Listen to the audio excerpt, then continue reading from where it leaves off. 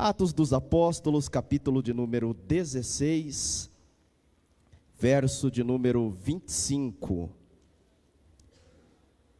Enquanto os irmãos encontram, quero externar aqui os meus agradecimentos, primeiramente a Deus, que nos dá a oportunidade de ministrar a sua santa palavra, ao pastor Valdeci, à pastora Rosa, que confiam no nosso ministério, que nos convidam para estar junto com os irmãos. É uma honra, é um prazer. Estou acompanhado da minha Vasa, da minha digníssima esposa, da nossa filha Ana Beatriz, que agora foi para a escolinha. Quem é mais crente em casa é a Ana Beatriz. Completou 4 anos de idade, é ela que puxa a oração na hora da refeição, e já não tem mais história da Bíblia para eu contar na hora de dormir. Só dorme se eu contar uma história. Já gastei a Bíblia de Gênesis, Apocalipse, e agora eu estou repetindo as histórias na hora dela dormir. É uma bênção de Deus nas nossas vidas. Trago para os amados o abraço, a paz, por parte do nosso pastor, o pastor Toninho. Estava com ele agora às 19h30, no início da reunião da noite lá na sede. Estava no seu gabinete, e entrou ali a pastora Lourdes, e o pastor compartilhou com ela, falou: o Rafa vai hoje lá no Costa Rica. E daí a pastora Lourdes falou: então aproveita e manda o meu abraço para a igreja. Então, sintam-se abraçados pelos nossos pastores, o pastor Toninho e a pastora Lourdes. Amém? Quantos estão felizes com Jesus? Atos dos Apóstolos, capítulo de número 16, verso de número 25. Diz assim o texto sagrado: perto da meia-noite, Paulo e Silas oravam e cantavam hinos a Deus, e os outros presos os escutavam. Novamente.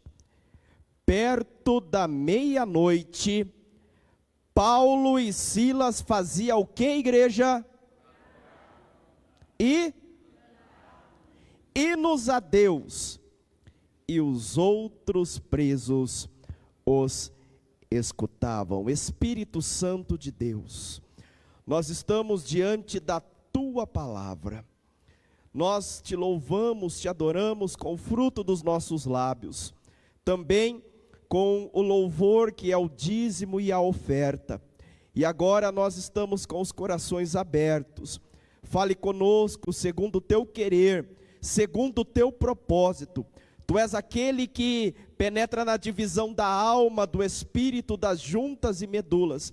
E nós, na nossa compreensão humana, não conseguimos mensurar essa penetração no tão profundo da alma.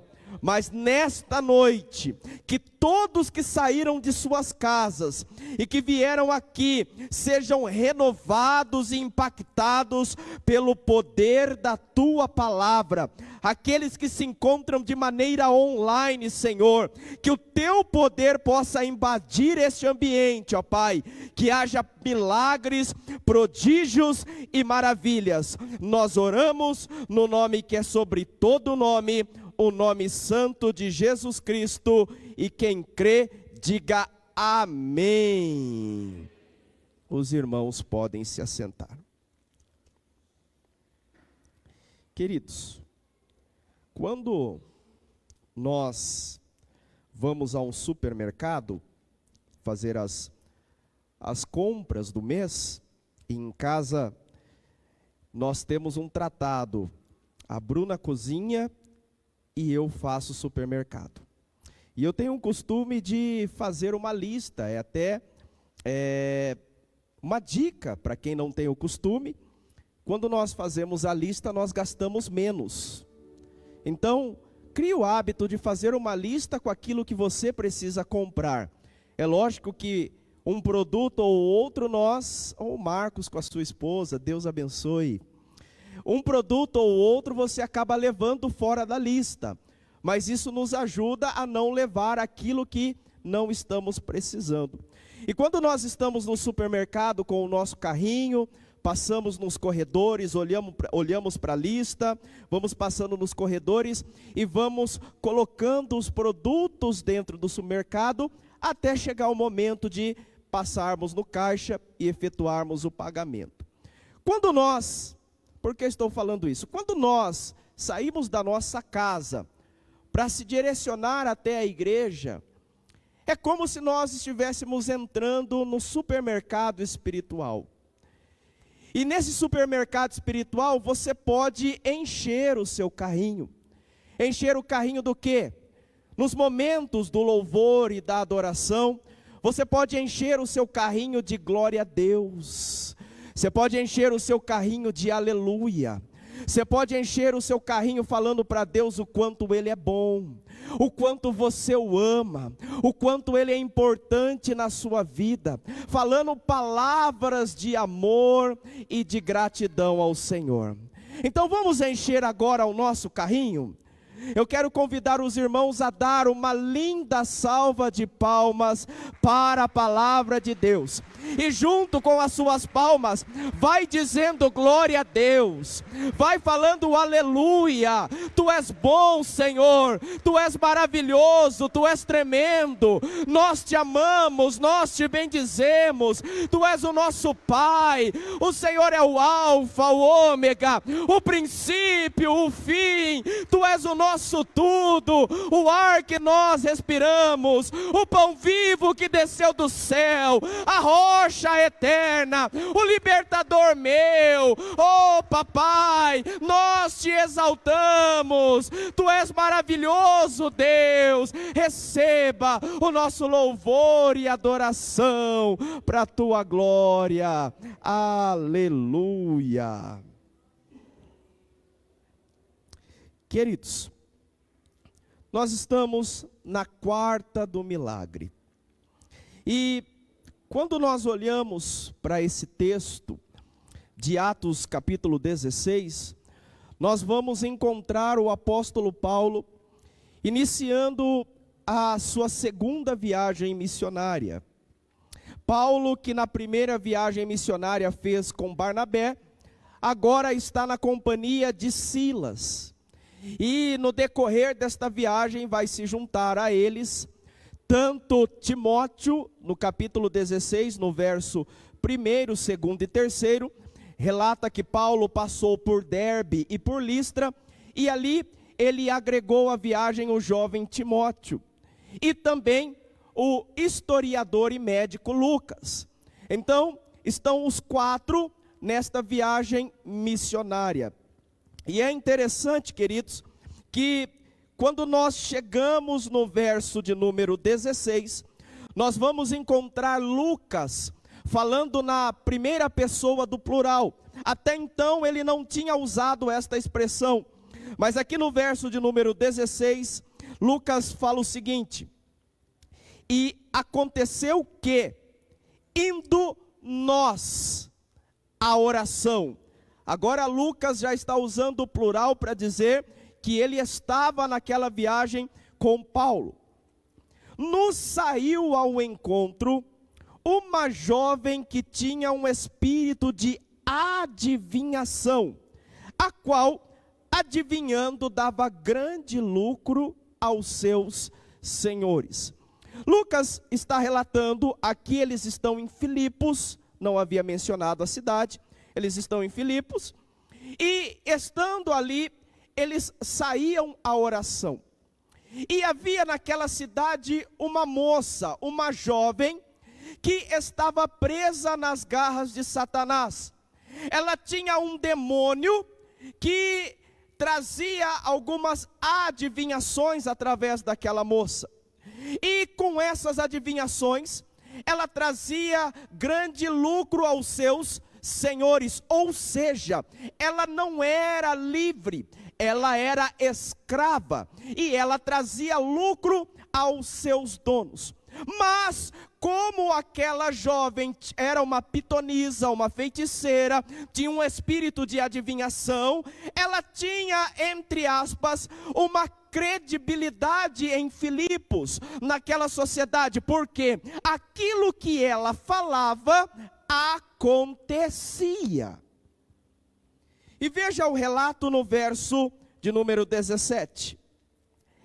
Esta, seguindo a Paulo e a nós, clamava dizendo: estes homens que nos anunciam o caminho da salvação são servos do Deus Altíssimo. Verso de número 18. E isso fez ela por muitos dias. Mas Paulo, perturbado, voltou-se e disse ao Espírito: em nome de Jesus Cristo te mando que saias dela. E na mesma hora saiu. Olha que interessante. Aqueles homens chegaram em Filipos, começaram a anunciar a palavra de Deus, o evangelho, a salvação. E aquela jovem que tinha um espírito maligno começou a dizer para aquela sociedade: estes homens são homens de Deus. Eles estão anunciando o caminho da salvação. São servos do Deus Altíssimo. Queridos, ela estava falando alguma mentira? Ou o espírito que estava nela estava falando alguma mentira? Não. Realmente eles eram tudo isso. Mas notem, queridos, que era uma estratégia do inimigo para que aqueles homens não mexessem com ele. O diabo, ele não brinca de ser diabo. A Bíblia diz que ele veio matar, roubar e destruir. E além do mais, ele trabalha com estratégias para enganar, para se camuflar, para continuar se andando aonde ele está. Então a estratégia do diabo foi usar aquela moça para elogiar os homens de Deus, para que os homens de Deus, elogiados por ela, não mexessem com ela, e o diabo continuasse ali quietinho. E a Bíblia diz que isso aconteceu por muitos dias. Só que, olha que interessante, verso de número 18. E isso fez ela por muitos dias. Mas Paulo, perturbado, voltou-se e disse ao Espírito: em nome de Jesus Cristo te mando que saias dela. E na mesma hora saiu. Aleluia. O que diz o versículo de número 16 que Lucas começa a narrar? E aconteceu que, indo nós à oração, primeiro ponto, para aqueles que oram, a oração nos traz percepção espiritual. A oração nos deixa sensíveis à voz de Deus. A oração abre os nossos olhos para aquilo que está acontecendo ao nosso redor. Era um espírito maligno tentando usar uma estratégia para enganar os homens de Deus, mas eles que estavam debaixo de oração, Paulo que estava debaixo de consagração, entendeu que não era o Espírito de Deus que estava falando, e na autoridade do Espírito Santo, Paulo deu uma ordem: saia dela em nome de Jesus. Eu quero dizer nesta noite, o Espírito Santo vai te pegar, te chacoalhar, vai te dar percepção espiritual, e ainda que o diabo tenha tentado se andar na sua casa, na sua família, no seu trabalho, na sua vida, nesta noite, em nome de Jesus, você vai dar a palavra de ordem, e todo espírito maligno vai ter que bater em retirada, porque nós ordenamos, não é no nosso nome, é no nome daquele que vive e reina para todos sempre. Qual é o nome dele, Marcos? O nome dele é Jesus. O nome dele é Jesus, em nome de Jesus, nós damos a palavra de ordem a todo espírito maligno: sai agora, bate em retirada, em nome de Jesus. Há poder nesse nome, meu irmão. Há poder nesse nome, minha irmã. Clama o nome de Jesus, clama o sangue de Jesus. O Espírito Santo tem te mostrado que essa situação não é normal.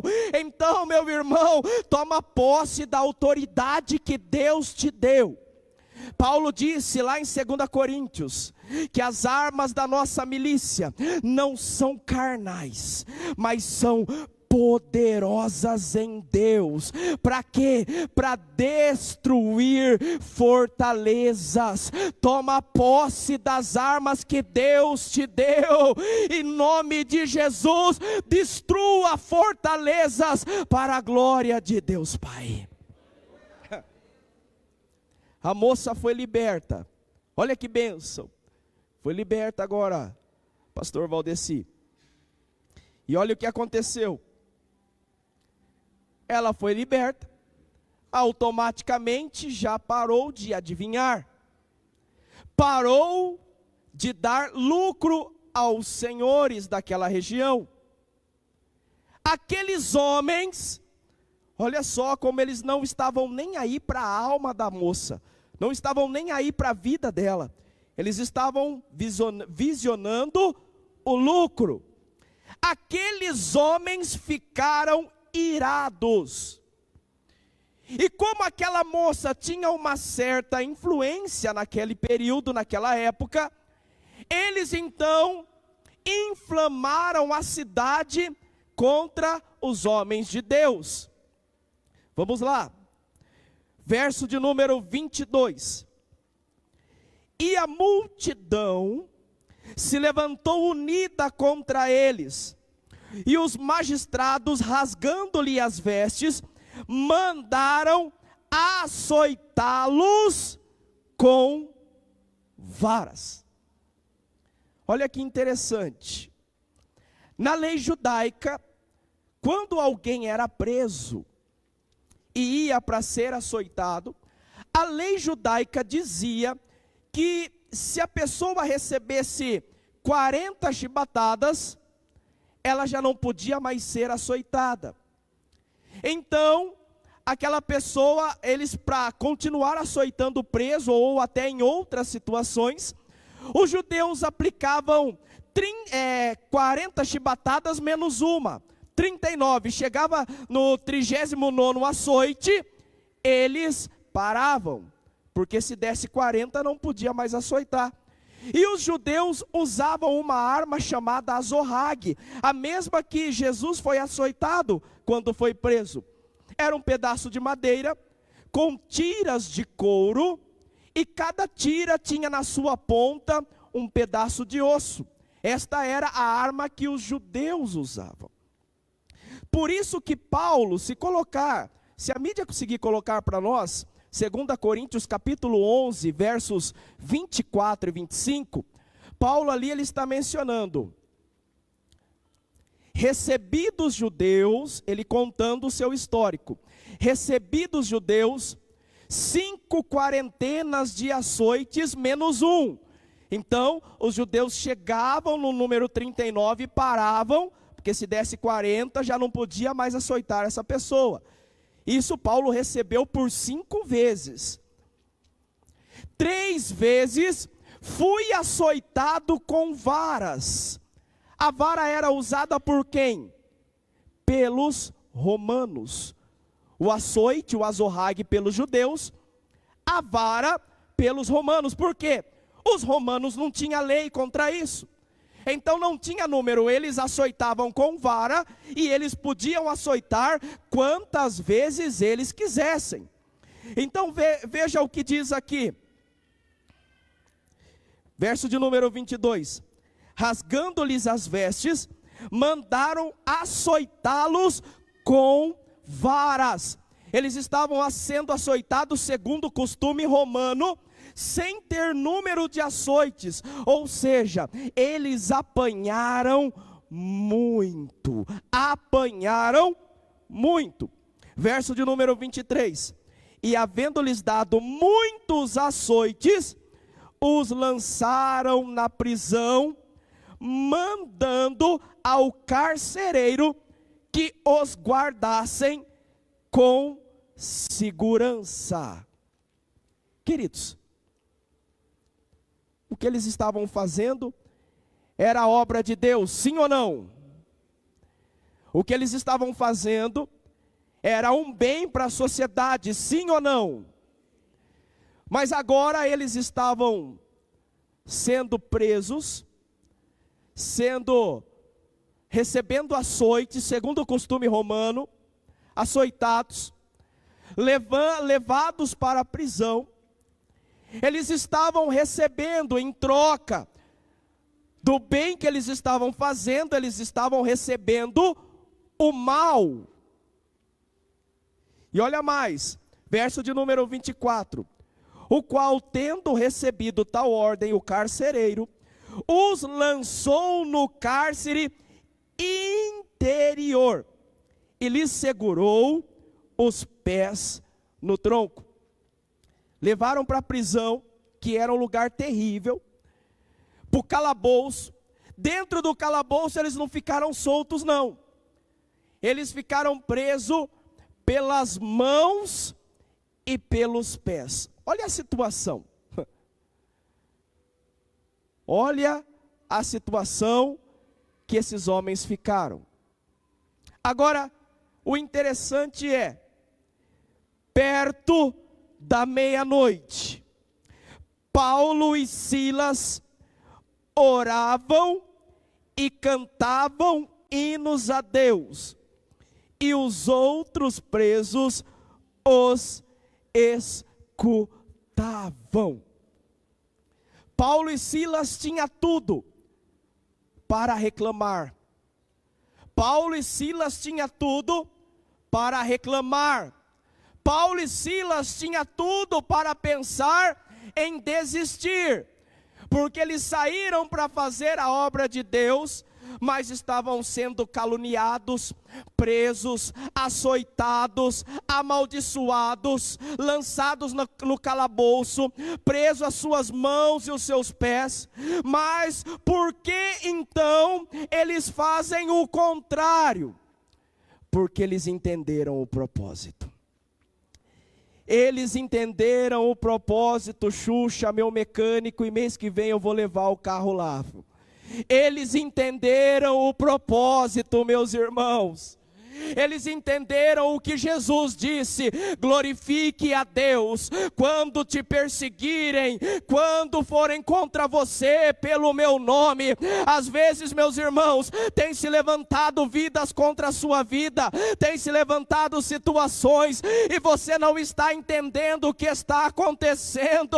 Ah, meu irmão, se você está vivendo nos princípios da palavra de Deus, e tem se levantado lutas contra a sua vida, dê glória a Deus, minha irmã, dê glória a Deus, meu irmão. É o inferno que está incomodado com a sua vida.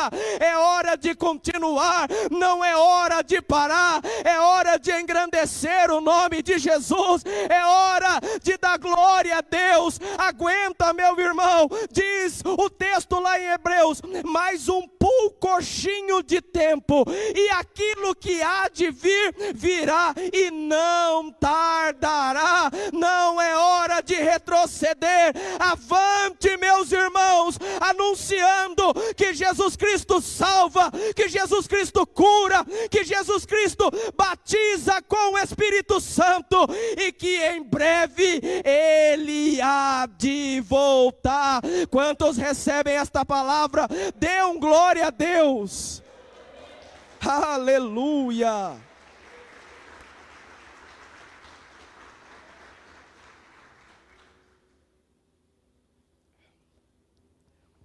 O que é interessante é que aquele local em que eles foram lançados era um local amaldiçoado, era um calabouço, uma prisão romana.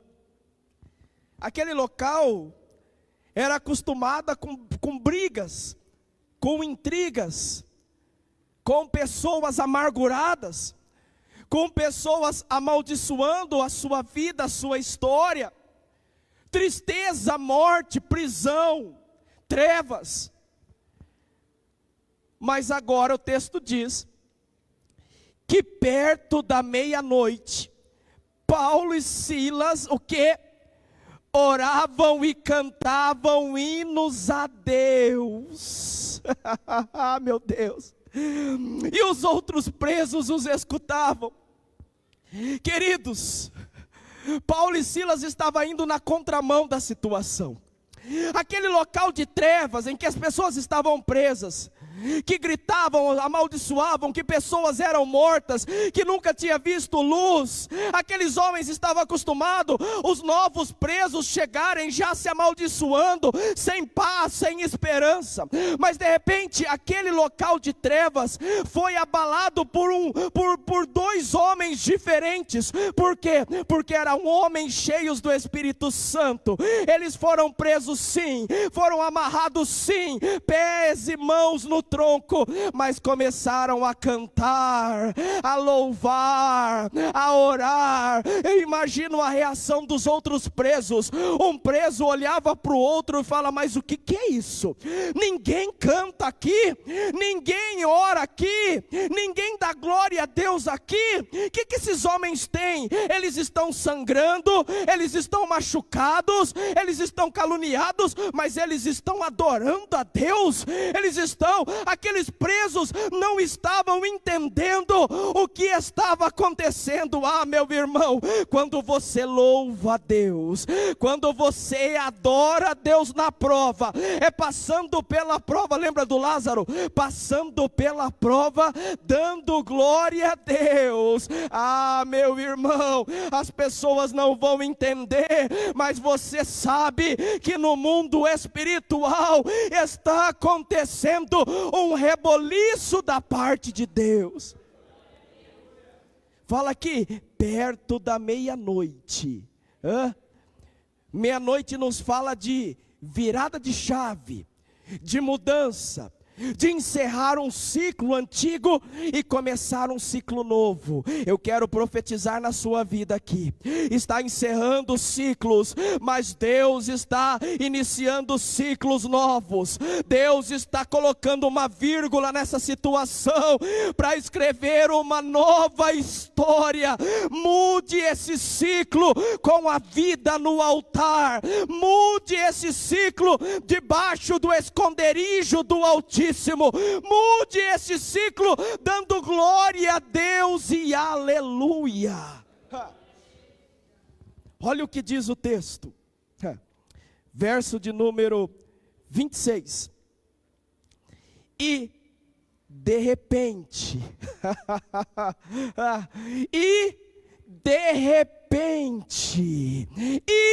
de repente, olha a mudança de ciclo. Se prepare, meu irmão, para o de repente de Deus na sua vida.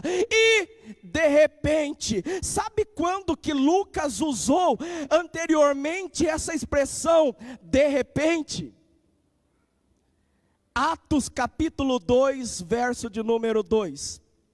E cumprindo-se o dia de Pentecostes, estavam todos reunidos no mesmo lugar, e de repente ouviu-se do céu um vento veemente e impetuoso, o qual encheu a casa em que eles estavam assentados, e foram vistas por eles línguas repartidas de fogo, o qual pousou sobre cada um deles, e todos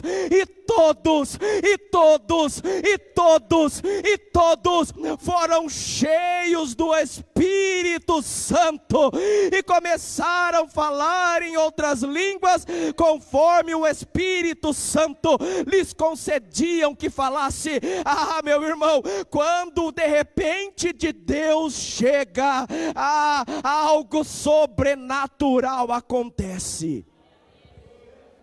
Diz o texto, olha que interessante. E de repente, sobreveio, vai vendo as palavras, sobreveio um tão grande terremoto, Que os alicerces se moveram, que os alicerces do cárcere se moveram, e logo se abriram todas as portas, e foram soltas as prisões de todos. Digam comigo, o cárcere se moveu, abriram todas as portas, e foram soltas as prisões de todos. Olha o que o de repente de Deus faz. Olha o terremoto de Deus. Mas por que aconteceu o terremoto de Deus? Porque na situação totalmente contrária, Paulo e Silas foram na contramão, cantavam e oravam hinos a Deus, e os outros presos os escutavam. Abriram-se os cárceres, foram soltas as prisões de todos, o ambiente se moveu, aleluia. Verso de número 27, acordando o carcereiro, e vendo abertas as portas da prisão, tirou a espada e quis matar-se, cuidando que os presos já tinham fugido. Isso daqui é interessante porque vai de encontro à área que eu trabalho, pastor, a área de segurança. E nós sabemos que todo segurança, ele tem que estar no QAP. Assumir o plantão tem que estar no QAP. O segurança, não importa se ele trabalha no plantão diurno ou noturno, o segurança tem que estar acordado. Só que esse carcereiro, ele não estava cumprindo o seu dever de segurança. O carcereiro estava dormindo, ou seja, ele estava fazendo uma infração. Aqui eu abro um parênteses para dizer: faça aquilo que é certo. O caminho certo é sempre mais difícil, mas Jesus diz: e conhecereis a verdade, e a verdade vos libertará. Sempre faça o que é mais difícil. Sempre faça o que é certo, não é sempre faça o que é mais difícil, deixa eu corrigir. Sempre faça o que é certo. Porque se aquele carcereiro estivesse acordado, ele ia sim estar espantado com o terremoto, com tudo o que estava acontecendo, mas ele ia ter visto o que aconteceu. Mas como ele estava dormindo em serviço, quando ele acordou e viu tudo aberto, ele ficou espantado. Fugiram todos, eu vou ser morto. Então, antes dele ser morto pelos romanos, ele já cogitou tirar a espada e tirar a própria vida. Olha só o que o errado nos induz. Aí, verso de número 28, mas Paulo clamou com grande voz, dizendo: não te faças nenhum mal, que todos aqui estamos. Pega esta palavra para a sua vida, você que está na verdade, você que está na palavra de Deus, você que está fazendo o que é certo, você não vai fugir, você não vai sair fugitivo não.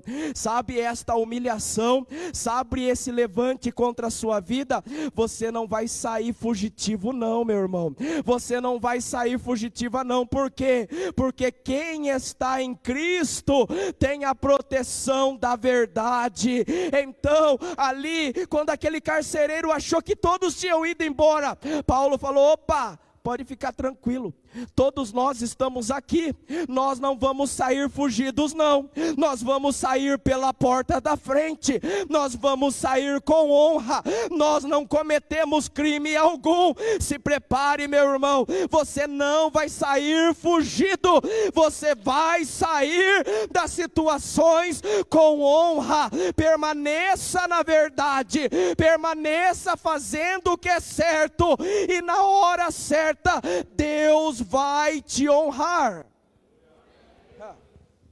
Paulo falou: calma, não precisa se matar não. E pedindo luz, soltou dentro, E todo trêmulo, a reação do carcereiro, se prostrou ante Paulo e Silas, e, tirando-os para fora, disse: Senhores, o que é necessário que eu faça para me salvar? Olha a pergunta do carcereiro para o maior evangelista do Novo Testamento. O que é necessário para que eu me salve? Algo difícil. Precisa de rosa ungida, precisa de ofertas altas, precisa de sacrifícios. É difícil se salvar. Olha a resposta de Paulo. E eles disseram: crê no Senhor Jesus Cristo, e serás salvo, tu e a tua casa. Olha só, simples assim, ó.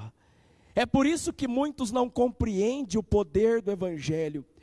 É por isso que muitos ficam procurando coisas para incrementar no Evangelho, porque é muito simples. Não pode ser tão simples assim. Eu tenho que encontrar alguma dificuldade, mas é simples sim, meu irmão. É de graça sim. Sabe por que é de graça?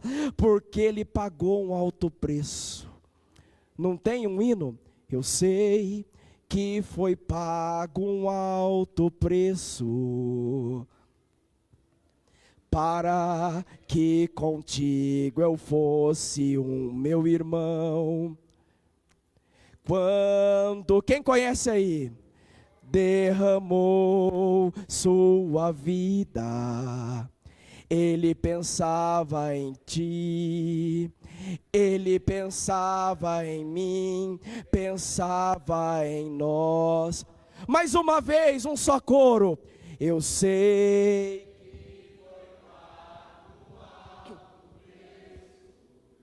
Ele pagou para que contigo eu fosse um.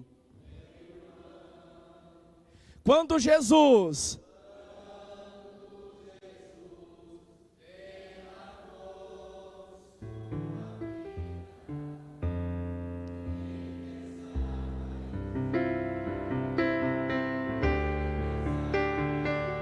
dá continuidade aí, tecladista.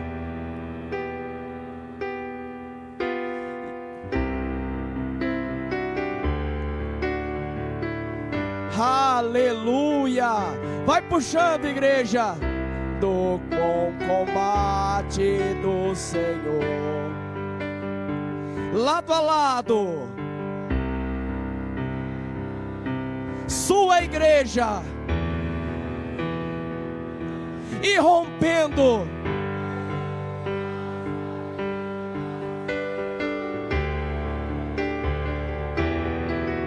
e na força do Espírito Santo nós proclamamos a Ti.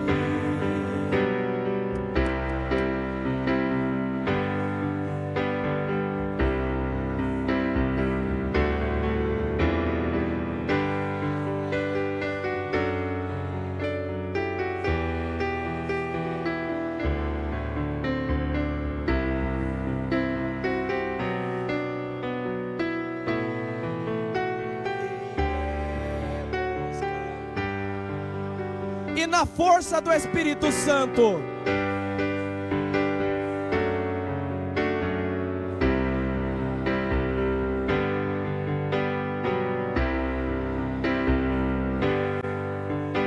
a igreja se coloca de pé.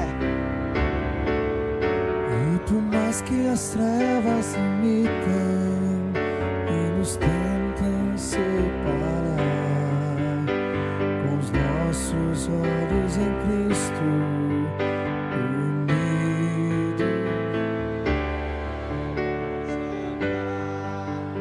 unidos, unidos iremos andar, unidos, unidos iremos andar. Queridos, aplaudam o Senhor Jesus, aleluia.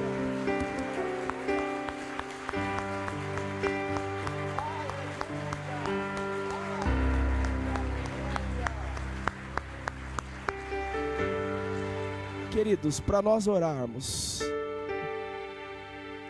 O que fez vir aquele terremoto, o que fez se mover aquele cárcere, o que fez abrir as prisões de todos, foi a atitude de Paulo e de Silas, de andar na contramão da circunstância. Ande na contramão da circunstância. Não se deixe levar por palavras diversas, por costumes diversos. Se deixe levar, sabe pelo quê? Pelo que a palavra de Deus diz. Seja fiel. Jesus disse: "Sê fiel e dar-te-ei a coroa da vida." E não precisa de muita coisa não, meus irmãos. Precisa de Jesus. Quando o carcereiro falou: "O que eu preciso fazer para me salvar?", todo trêmulo, Paulo disse para ele: "Crê, somente crê no Senhor Jesus, será salvo tu e a tua casa." Através de você, meu irmão, minha irmã. Pode ser que tenha alguém lá, coraçãozinho um pouquinho mais duro, mas não há coração duro que o sangue de Jesus não amoleça. Será salvo tu e a tua casa. 1 minuto, feche os teus olhos, vamos falar com Deus.